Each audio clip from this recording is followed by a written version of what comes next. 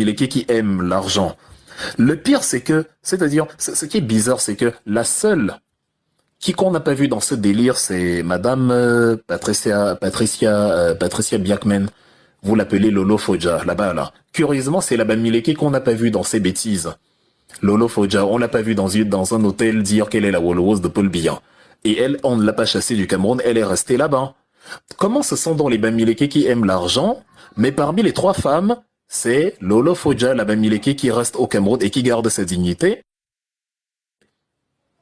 Mais ce sont les Bilois, les Homos, qui sont chassés du Cameroun. How is it possible?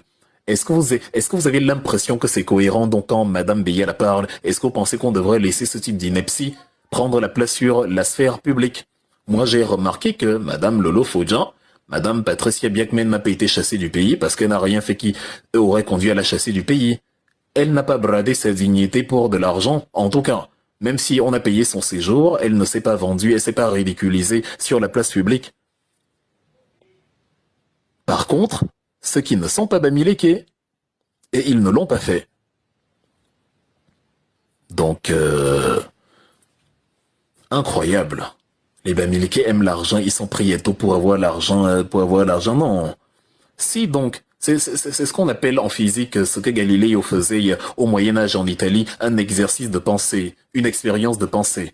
Lors Patricia Mbiayi Biakmen n'a pas fait un truc où elle se trémoussait dans la baignoire en bikini en disant qu'elle a dévergondé la Wolowos de Biya, mais on nous explique que c'est elle, la Bamileke, qui aime l'argent, donc pendant que les homobums, les Ifula, Bilois et Elisabeth n'avaient pas de problème, enfin, ils étaient en train de... Ah, bref, c'est terrible. Bon, la femme Silla, vous avez vu le 150e mariage de Jean-Pierre Amour Bellinga. Comme elle s'appelle Mélissa. Amour Bellinga, bon, je ne suis plus une femme, hein, mais si on me dit qu'Amour Bellinga est beau, je ne suis pas d'accord. Pourtant, il a pris une très belle femme, Mélissa Amour Bellinga. S'il n'avait pas d'argent, répondez vous-même à la question avant de dire que tu insultes Amour Bellinga, tu es sûr que toi-même tu es beau. S'il n'avait pas les dos, est-ce que Mélissa se serait mariée avec lui? Quand vous-même vous voyez Amour Bellinga, avec son front là, et sa grosse bouche là, est-ce qu'elle se serait mariée avec lui si il n'était pas fortuné grâce à la ligne 94? Bien sûr que non. Donc, Mélissa Amour Bellinga aime l'argent. Les Bamileke ne sont donc pas les seuls à aimer l'argent. Dites donc à Madame Beya la Solange de se calmer proprement.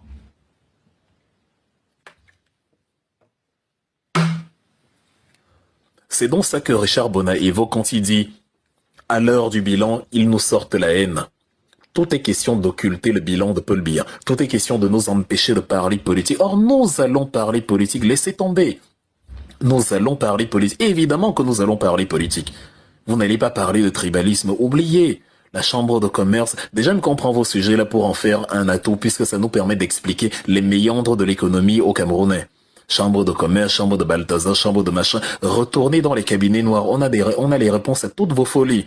On connaît, et que moi j'étais au Cameroun pendant la campagne, on n'est pas né de la dernière pluie. Si on a survécu à vous, là-bas sur place, ce n'est pas à distance, on a même une meilleure marge de manœuvre que ce sera compliqué. Donc laissez tomber. Donc voilà. Et maintenant pour finir même sur Biya lui-même, après avoir parlé de Amour Bellinga et tout, parce que Mélissa, son mari il n'est pas beau, de 1, c'est un crétin, de 2, c'est un assassin, de 3, mais elle est là.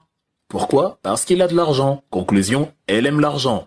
Conclusion 2, foutez dans la paye au Bamileke avec cette histoire d'argent, vu que vous aimez l'argent plus que eux. Paul Barthélemy Biyabi Vondoki est au pouvoir depuis 150 000 ans, lui-même il aime l'argent. Grâce à ça, on lui a demandé, bon Paul Biya, toi qui n'aimes pas l'argent. Il y a la loi du 25 avril 2006. L'article 66 portant déclaration des biens et des avoirs. Tu as déjà signé, mais il faut parapher, il faut ratifier la signature là pour que ce soit validé et promulgué et qu'on quitte dessus. Tu peux déclarer tes biens. Il n'a pas déclaré ses biens, il n'a pas signé, il n'a pas ratifié le texte. Pourquoi? Parce qu'il aime l'argent et il ne veut pas que, en déclarant son patrimoine, les Camerounais sachent que bon, il touche par exemple, disons, il touche 2 millions par mois, mais il séjourne à l'intercontinental dans des endroits où rien que la nuit, c'est déjà 30 millions. Les Camerounais vont lui demander, tu as pris l'argent où? Tu as pris l'argent où? Barack Obama avait déclaré c'est bien, lui et Michel. Thomas Sankara avait déclaré c'est bien. Il avait même précisé que les gars, ma femme touche même plus que moi. Hein. Je suis à 138 000 francs CFA. Ma femme paye à 192 000 francs CFA. Donc vraiment, voici mes biens en tout cas. J'ai aussi un vélo qu'on m'a donné comme j'ai voyagé. J'ai là-bas, on m'a donné 1 million de mon dernier voyage, 1 million de dollars. Je vais mettre ça dans les caisses du Burkina Faso pour la relance de tel ou tel secteur. Voilà comment Sankara avait déclaré c'est bien devant une assemblée tétanisée qui se demandait mais il est fou. Le président déclare c'est bien. Et le président nous explique qu'il n'a que 130 000 dans la poche là actuellement. Comment c'est possible? Imaginez Paul Biya faire ça même en sorcellerie. Jamais ça n'aura lieu. Donc Paul Biya aime l'argent. C'est pas les Bamileke qui aiment l'argent uniquement. Paul Biya aime l'argent. Comme il ne déclare donc pas les biens, ça lui permet de voler dans les caisses publiques, chez la SNH, chez toutes les sphères, chez toutes les entreprises publiques, pour financer son voyage et ses séjours au Georges V à 30 millions de francs CFA la nuit. Jesus Christ, imaginez ce que ça fait quand il fait 2 mois, comme la dernière fois là, entre l'Intercontinental et le Georges V, avec des délégations parfois de 25 personnes. Imaginez l'argent, la somme. Donc Paul Biya aime l'argent.